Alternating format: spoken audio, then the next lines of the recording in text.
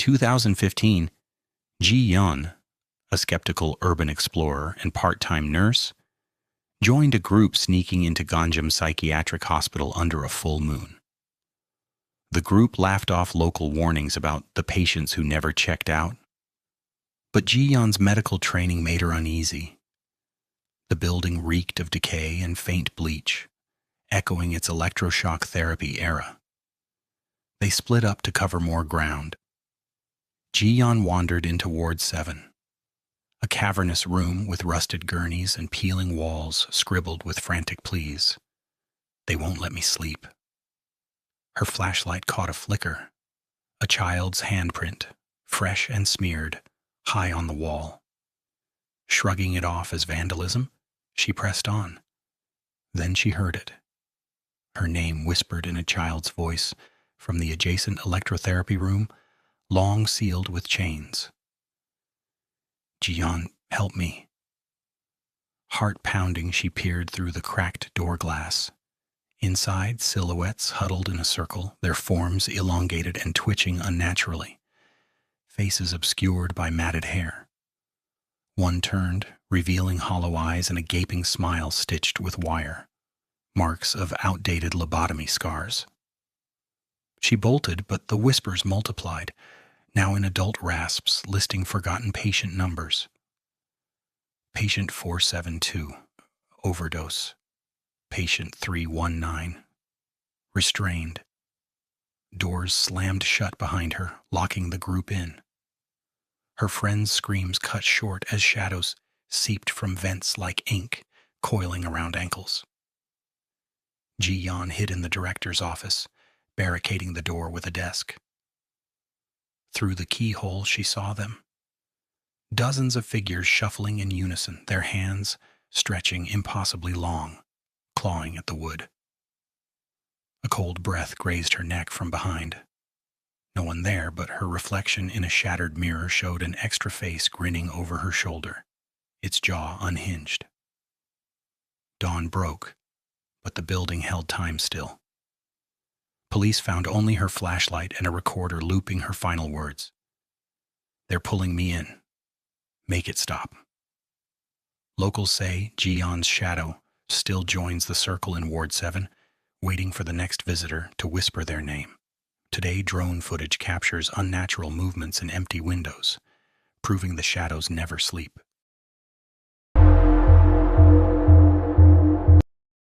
Linda Vista Hospital in Los Angeles sat abandoned since 1991. Its pediatric wing a tomb for child patients lost to tuberculosis and experimental treatments in the early 1900s. In 2018, a crew of amateur filmmakers, led by eager director Mia, snuck in at midnight, armed with cameras to capture genuine hauntings for their viral channel. The group laughed as they descended creaky stairs into the basement pediatric ward, where rows of tiny metal cribs lined graffiti-covered walls. Dust motes danced in their flashlight beams and faded drawings of smiling suns peeled from the ceiling. Mia set up her tripod, joking about ghost kids wanting fame. But a chill settled as the air thickened with the faint scent of milk and medicine. Her camera glitched first. Static revealed pale faces pressed against crib bars, eyes blackened like coal, mouths moving in silent pleas. "Join our game," a chorus of whispers echoed, childlike yet distorted from the shadows. Doors throughout the hospital slammed in unison, trapping the crew inside. Mia's friend Alex checked his phone. No signal, just a photo he'd snapped showing extra children in the frame, their hands reaching toward the lens. Panic set in as cribs began rocking on their own, accompanied by pattering footsteps and giggles that circled the room. Mia fled down a corridor, only to trip over an invisible force. Looking back, she saw translucent toddlers crawling after her on all fours, their hospital gowns dragging, limbs bending unnaturally. In a cracked playroom mirror, dozens more waited, nurses with hollowed faces herding the children like a macabre playground. Huddled in a boiler room, Mia recorded her final footage. Shadows swarming, pulling Alex into a crib that snapped shut like jaws. Her screams warped into laughter matching the children's chant. Rescuers found the cameras days later, still looping the reflections' hungry stares. Urban explorers now report hearing Mia's voice among the toddlers, inviting newcomers to play forever.